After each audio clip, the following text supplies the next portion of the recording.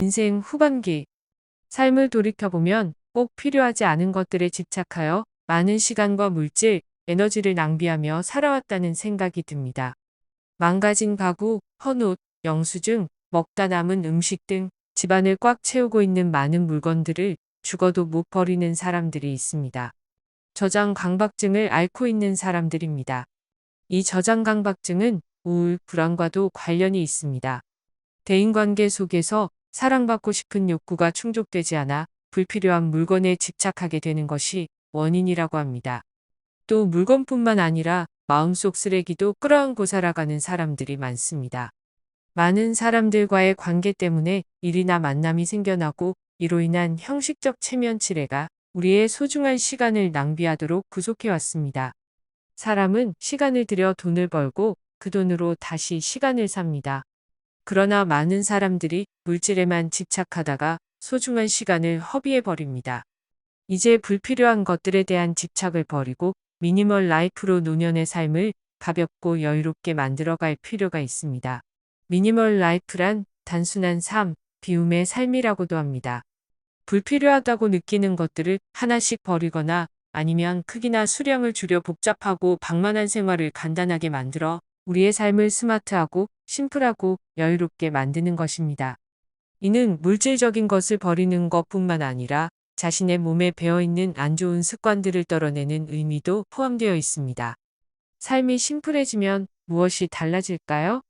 삶의 활력, 홀가분함, 여유, 청결과 정돈, 건강 등을 얻을 수 있습니다. 일과 가정, 취미생활, 인간관계 등 삶의 여러 부분이 이전보다 수월하게 흘러갈 것입니다.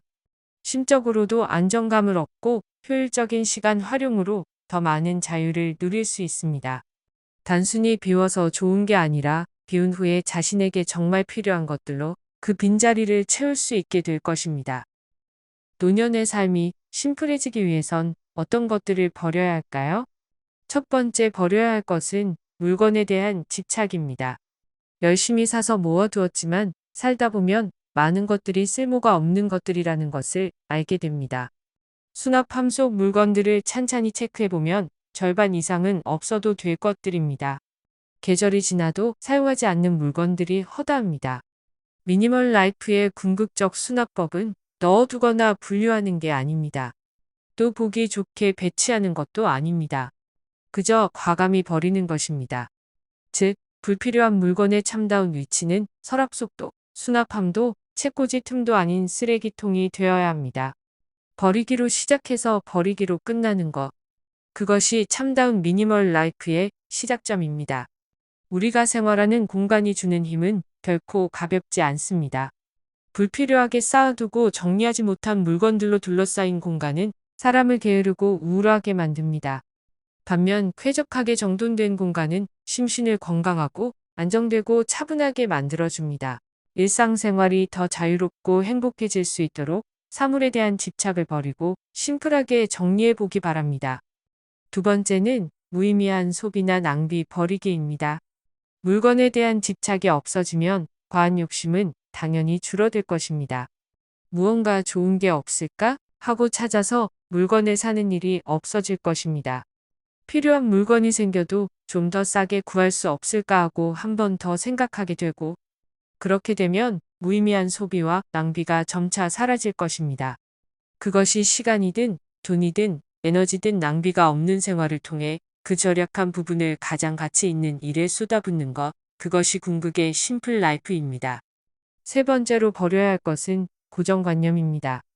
사람은 몸에 배어버린 고정관념을 벗어나기가 쉽지 않습니다. 더구나 나이가 들어 지금까지 살아온 경험을 바탕으로 인지된 고정관념의 경우 더더욱 내려놓기가 어렵습니다. 모든 것을 이 고정관념의 기준으로 생각하고 행동하기 때문에 자신을 이 틀에 가두어 버립니다. 심한 경우 옹고집이 되어버리기도 합니다. 이렇게 자신을 고정관념의 틀에 가둬버리면 외부와의 소통을 단절하게 됩니다. 즉, 자신의 생각과 다른 정보는 모두 틀린 것이라고 단정하거나 옳게 받아들이려 하지 않습니다. 그렇게 되면 수없이 많은 정보가 쏟아져 나오는 정보의 시대를 살아가면서 지식의 폭이나 생각의 영역이 좁아져 변화하는 사회에 적응해 나갈 수가 없게 될 것입니다. 이런 잘못된 고정관념을 떨쳐버리고 새로운 변화를 적극적으로 받아들이는 유연한 자세가 필요합니다.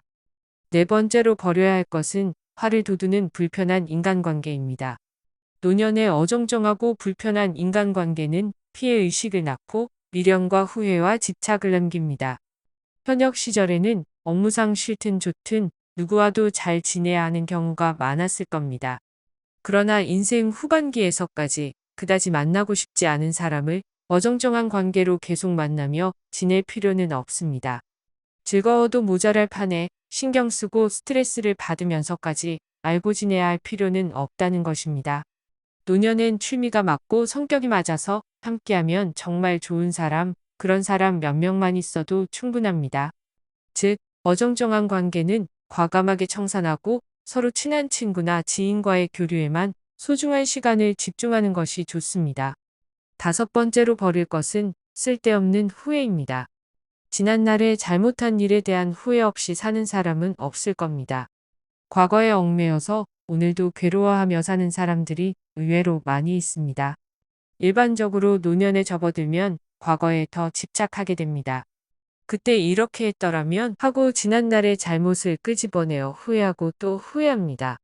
이를 털어내지 못하고 마음의 병으로 안고 살아가다가 현재의 소중한 시간을 망가뜨리는 악순환을 반복하게 됩니다. 후회보다는 반성으로 바꾸는 것이 필요합니다.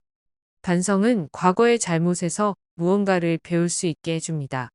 반성을 토대로 앞으로 어떻게 살 것인가를 계획하고 실행하는 것이 삶을 더 행복하고 소중하게 가꾸어 줄 것입니다. 반성하며 후회는 털어버리고 다시는 같은 실수를 반복하지 않으면 끝입니다. 쓸데없는 과거의 잘못에 대한 후회를 버리시기 바랍니다. 여섯 번째는 말을 줄여야 합니다. 말을 많이 하면 그만큼 책임져야 할 일도 많이 생깁니다. 또 자신이 한 말이 부메랑으로 돌아와 자신의 목을 죄는 올무가 될 수도 있습니다. 그렇다고 말을 하지 말라는 것이 아니라 필요한 말과 좋은 말만 하라는 것입니다. 험담이나 헛소문, 다른 사람 흉보기 등은 잠시 스트레스를 풀고 기분이 좋아질 수는 있어도 자기 발전에 아무런 도움이 되지 않습니다. 오히려 적을 만들고 자신을 갉아먹는 독이 될 수 있습니다. 나이가 들어갈수록 입은 닫고 귀는 열어야 합니다. 반대로 말을 독점하고 귀를 닫으면 적이 많이 생깁니다. 이는 마주 앉아있는 사람을 배려할 줄 모르는 사람이기 때문입니다. 일곱 번째는 화를 버려야 합니다. 화를 내서 세상 일이 내 뜻대로 해결되면 좋겠지만 상황이 더 나빠지는 것이 다반사입니다. 분위기는 싸해지고 일은 그대로 방치되고 인간관계는 틀어지고 혈압은 올라가 있고 그렇게 시간이 좀 지나면 후회만 몰려옵니다. 화로 인해 벌어진 일에 대한 수습과 책임만 자신에게 돌아오게 됩니다. 화를 자제하기 위해서는 감정을 끌어오르게 만드는 상황이 눈앞에 닥쳤을 경우라도 즉각적인 반응을 하지 않는 것이 필요합니다. 공자께서는 화가 날 때는 그것으로 인해 닥칠 수 있는 어려움을 먼저 생각해야 한다고 했습니다. 지금까지 인생 후반기에 행복하고 심플한 삶을 위해 버려야 할 것 7가지에 대해 이야기해 보았습니다. 쓸데없는 것은 버리고 나쁜 습관도 고치고 관심사도 줄여 건강하고 여유로운 노년의 삶을 즐겨보시기 바랍니다. 끝까지 시청해 주셔서 감사합니다. 구독과 좋아요를 눌러주시면 좋은 영상 제작에 큰 힘이 됩니다. 행복한 하루 보내세요. 지금까지 아름다운 노후 성공 프로젝트 만호성 코치였습니다.